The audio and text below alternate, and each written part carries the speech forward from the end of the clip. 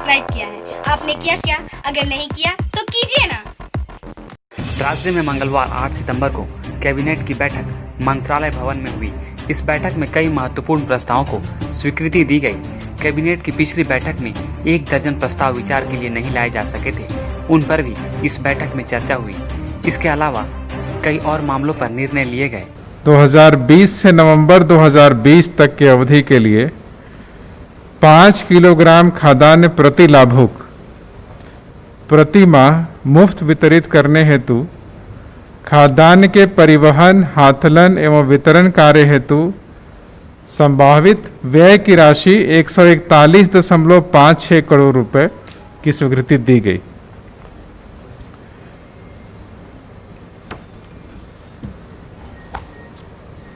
दूसरा, राष्ट्रीय खाद्य सुरक्षा अधिनियम 2013 से अनाच्छादित सुपात्र 15 लाख लाभुकों को राज्य सरकार के मापदंड पर झारखंड राज्य खाद्य सुरक्षा योजना के तहत अनुदानित दर पर खाद्यान्न उपलब्ध कराने की स्वीकृति दी गई। इसका मतलब ये है कि जो राज्य में राष्ट्रीय खाद्य सुरक्षा अधिनियम के तहत लाभान्वित लोग हैं, उसके अलावा बहुत सारे ऐसे लोग हैं जिनको कि इसका लाभ नहीं प्राप्त हो रहा है। वैसे 9.5 लाख जो है राशन कार्ड के लिए आवेदन पत्र लोगों द्वारा दिया गया है, जो कि लंबित है, जिसमें कि कुल 28 लाख लाभुक हैं। तो राज्य सरकार द्वारा यह निर्णय लिया गया कि एक नई योजना, झारखंड राज्य खाद्य सुरक्षा योजना प्रारंभ की जाए और जो छूटे हुए लोग हैं उसमें से 15 लाख लोगों को इसका लाभ दिया जाए। और ये लाभ जो प्राप्त होगा इनको, वो 5 किलोग्राम प्रति लाभुक प्रति माह जो है 1 रुपए प्रति किलोग्राम की दर से उनको खाद्यान्न प्राप्त होगा।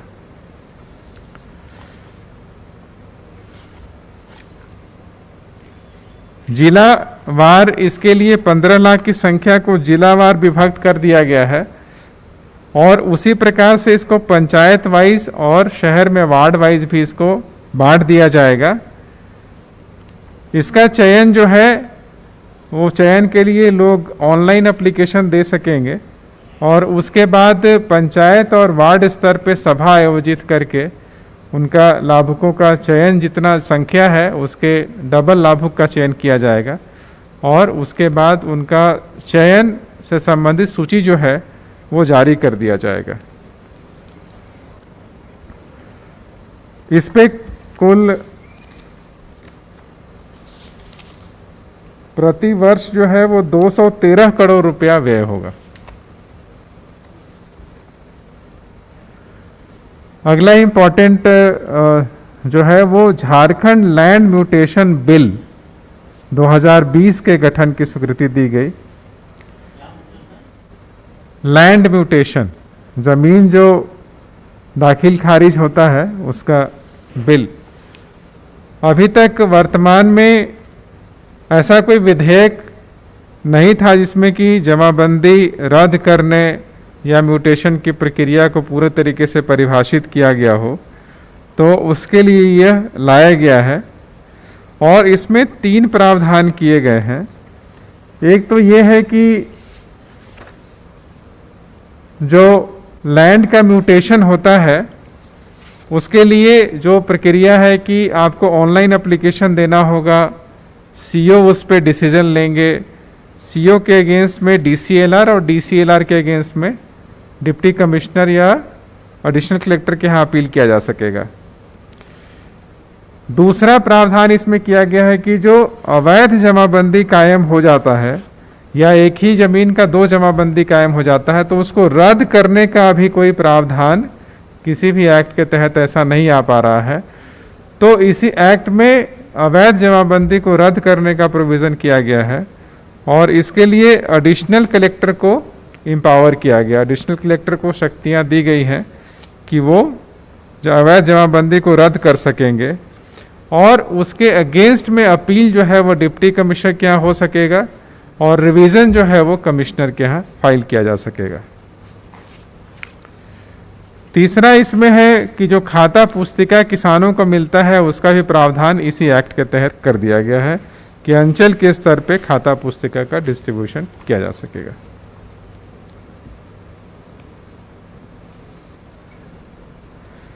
अगला गृह कारा विभाग का है, जिसमें आपराधिक वाद में अभियुक्त के अनुपस्थित फरार रहने की स्थिति में भी वाद के विचारण हेतु दंड प्रक्रिया संहिता की धारा 299 में संशोधन हेतु दंड प्रक्रिया संहिता विधेयक 2020 की स्वीकृति दी गई। इसमें दंड प्रक्रिया संहिता ब्रैकेट में झारखंड संशोधन विधेयक 2020,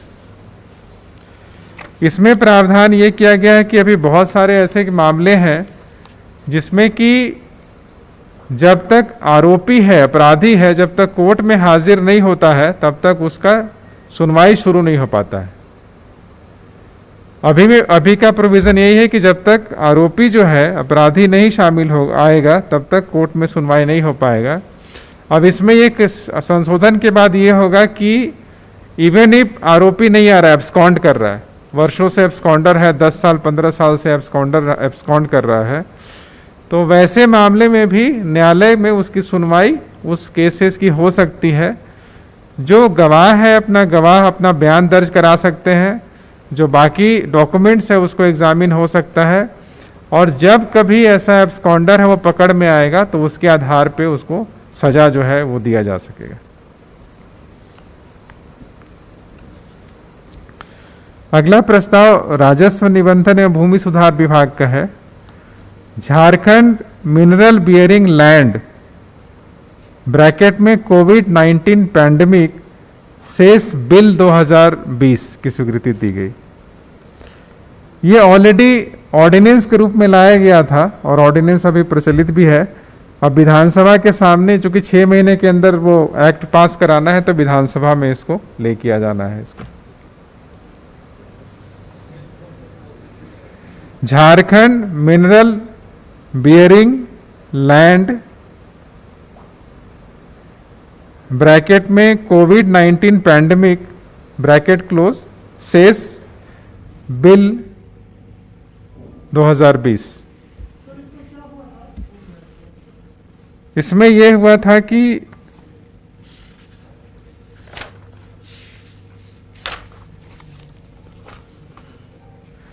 जो मिनरल बियरिंग एरिया थे उनमें हम लोग सेस लगा था, उसमें पैंडेमिक के देखते हुए उसमें सेस लगाया गया था और वो सेस राज्य सरकार उसको यूज कर सकती थी।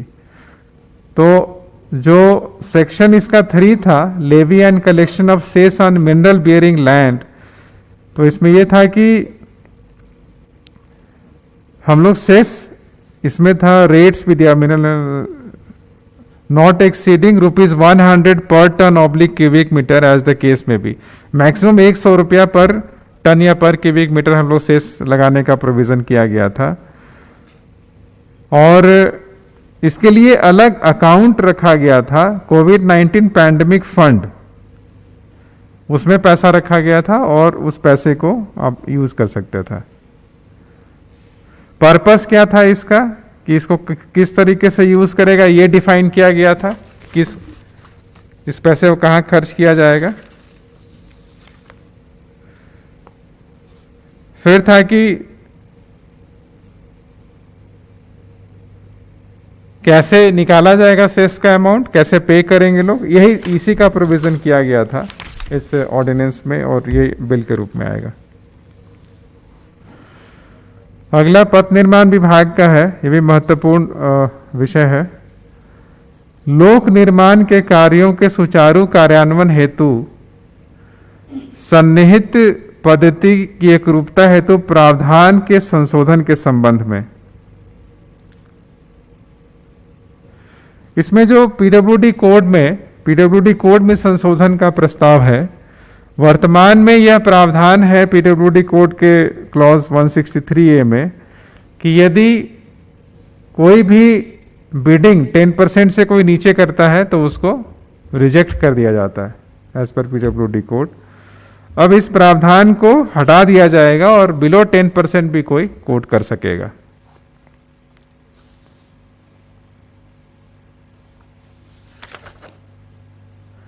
दूसरा इसमें यह था कि यदि समान दर कोट होता है, मान लीजिए कि पहले तो -10% 3-4 लोग कोट करते थे, तो -10% कोट करने में अलग अलग डिपार्टमेंट का अलग अलग मापदंड था, नियम था कि हम किस कॉन्ट्रैक्टर को देंगे। कहीं पे स्थानीयता, कहीं पे था कि ज़्यादा एक्सपीरियंस हो, कहीं था कि रजिस्ट्रेशन पुराना हो, तो अलग अलग तरीके से लोग करते थे। अब ये सबको समाप्त करते हुए और यदि कोई एक दर कोट किया गया है मिनिमम, उसमें एक से ज़्यादा लोगों ने अपना दर कोट किया है सेम, तो लॉटरी के माध्यम से, पारदर्शी तरीके से लॉटरी के माध्यम से उनको दिया जा सकेगा, वर्क अलॉटमेंट किया जाएगा। अगला है योजना सह वित्त विभाग का झारखंड राजकोषीय उत्तरदायित्व एवं बजट प्रबंधन संशोधन विधेयक 2020। इसमें यह है कि भारत सरकार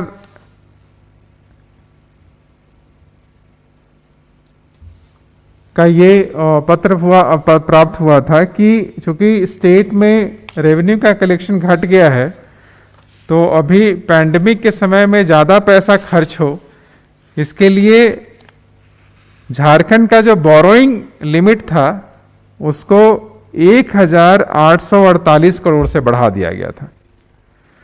तो यानी कि सरकार अब 1848 करोड़ रुपया लोन ज़्यादा ले सकेगी ये विधेयक पास होने के बाद। वो 3% रहता है जीएसडीपी का, आप लोन ले सकते हैं। एग्जैक्ट अमाउंट तो वेरी करेगा हर एक साल, बट इसके अलावा आप 1848 करोड़ रुपया लोन लिया जा सकेगा।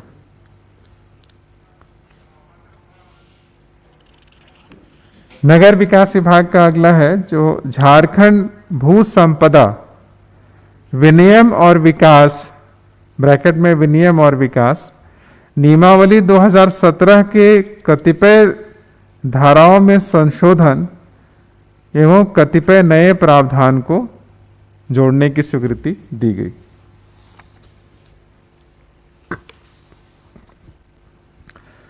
अगला पर्यटन कला संस्कृति विभाग का है। झारखंड राज्य में स्काउट गाइड गतिविधियों के प्रोत्साहन निर्देशिका की स्वीकृति दी गई। अगला है खान एवं खनिज, ब्रैकेट में विकास एवं विनियम अधिनियम 1957 की धारा 15 के अंतर्गत झारखंड लघु खनिज समनुदान नियमावली 2004 यथा संशोधित में आवश्यक संशोधन किया गया।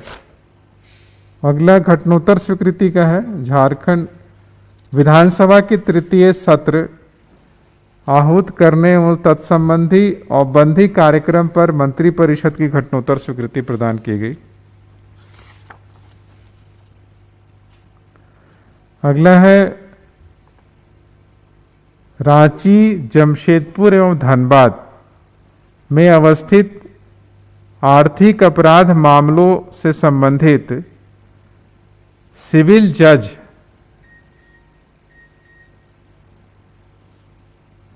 सीनियर डिवीजन स्तर के गठित न्यायालय को झारखंड माल एवं सेवा कर अधिनियम 2017 की धारा 132 के अंतर्गत दर्ज वादों की सुनवाई हेतु शक्तियां प्रत्यायोजित करने की स्वीकृति दी गई।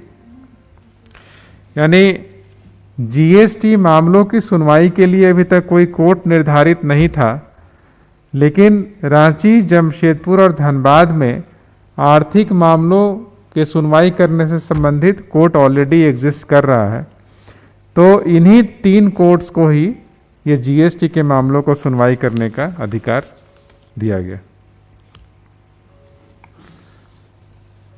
अगला है भारतीय वन अधिनियम 1927 की धारा 41, 42 एवं 76 द्वारा प्रदत्त शक्तियों का प्रयोग करते हुए झारखंड राज्य में वनोपज के अभिवहन को विनियमित करने हेतु अधिसूचित झारखंड वनोपज अभिवहन का विनियम नियमावली 2020 में संशोधन की स्वीकृति दी गई। नहीं, पहले इसमें यह था कि जो ईंधन के लिए, जो लकड़ी वगैरह के लिए भी जो परमिट या इस तरह का पैसा लगता था वो नहीं लगेगा, और प्लस जो बांस पे भी पहले बंधेज था उसको हटा दिया गया।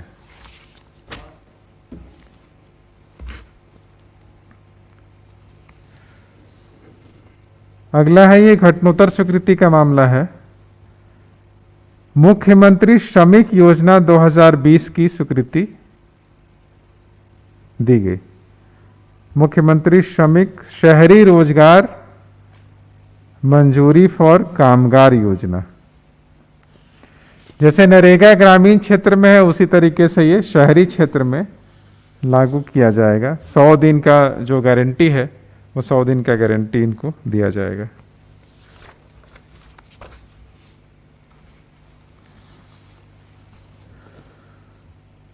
अगला है राजस्व विभाग का झारखंड मिनरल बियरिंग लैंड कोविड-19 पैंडेमिक सेस रूल्स 2020 की स्वीकृति दी गई। ये जो ऑर्डिनेंस एक्ट जो बनेगा, ये जो ऑर्डिनेंस अभी जो प्रचलित है उसके तहत रूल्स बनाने की शक्ति जो है राज्य सरकार को है, तो वो रूल्स बनाया गया है इसमें।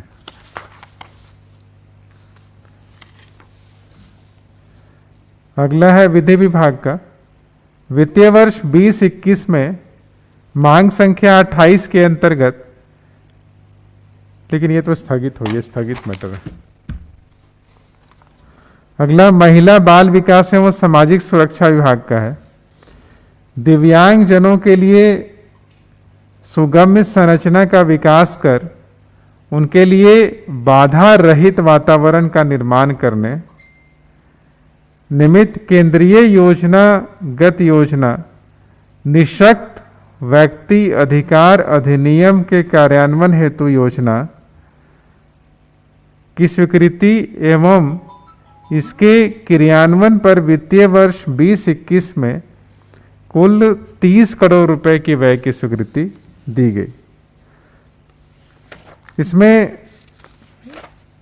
रांची के अलावा और भी जो 10 जिले हैं उनमें जितने भी सरकारी भवन हैं, कॉलेज, हॉस्पिटल्स, उसमें विकलांग लोगों के लिए बैरियर फ्री जो होता है वो करना, टॉयलेट्स का निर्माण, जो साइनेजेस लिखे हैं उसमें ब्रेल टाइप की पद्धति अपना करके लिखना, तो ये सारे प्रोविजंस जो है इसमें किए जाने हैं।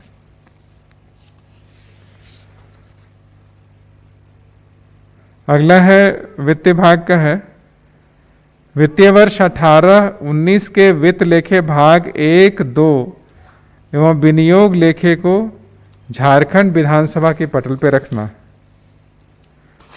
उसी प्रकार से 31 मार्च 2018 को समाप्त हुए वर्ष का झारखंड सरकार के सामान्य सामाजिक एवं आर्थिक प्रक्षेत्र पर सीएजी का प्रतिवेदन को विधानसभा में रखना।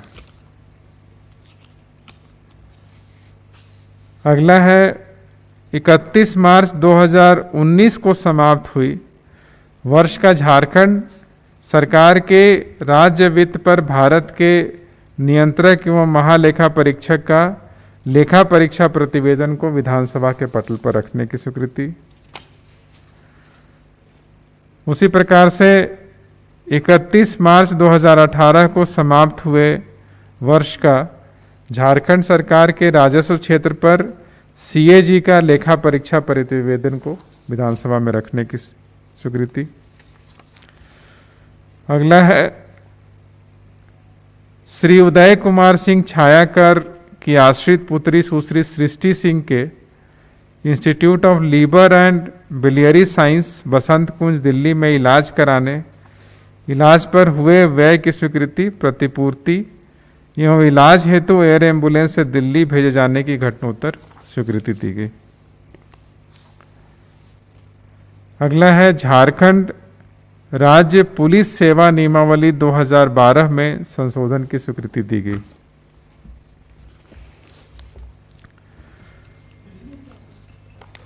इसमें यह था कि जो डीएसपी स्तर के लोग ट्रेनिंग करते हैं तो उन लोगों को ट्रेनिंग में जो जिला में जाते हैं तो वो नंबर भी जोड़ दिया जाता है merit list final merit list बनाने में।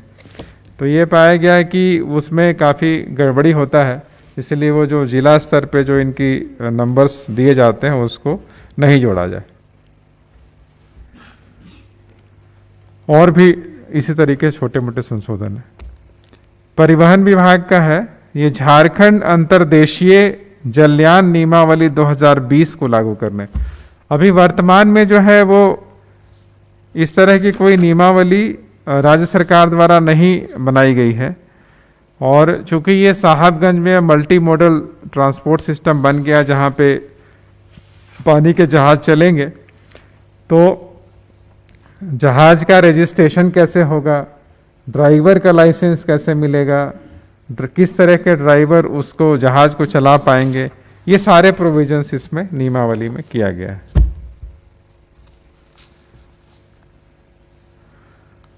अगला है ग्रामीण विकास विभाग का, मनरेगा योजना के बेहतर क्रियान्वयन हेतु ग्रामीण विकास मंत्रालय भारत सरकार द्वारा राज्य में क्लस्टर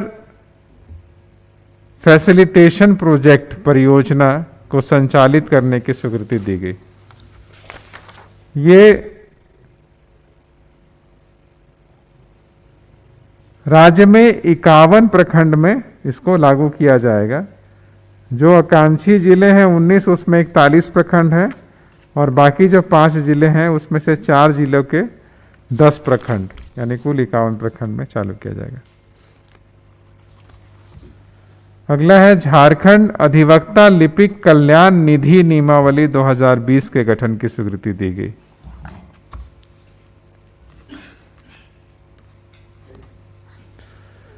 अगला है ये कमर्शियल टैक्स का, वाणिज्यकर विभाग का है।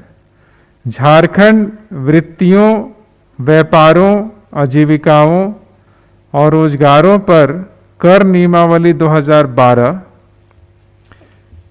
के कतिपय नियमों में संशोधन हेतु झारखंड वृत्तियों, व्यापारों, आजीविकाओं और रोजगार पर कर संशोधन नियमावली 2020 पर स्वीकृति दी गई।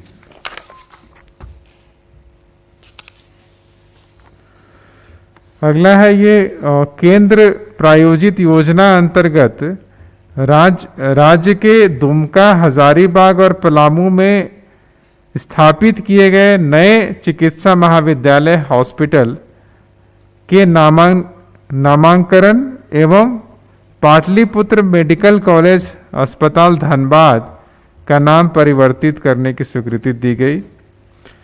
तो हजारीबाग मेडिकल कॉलेज हॉस्पिटल का नाम शेख भिखारी के नाम पर शेख भिखारी मेडिकल कॉलेज एवं अस्पताल हजारीबाग होगा।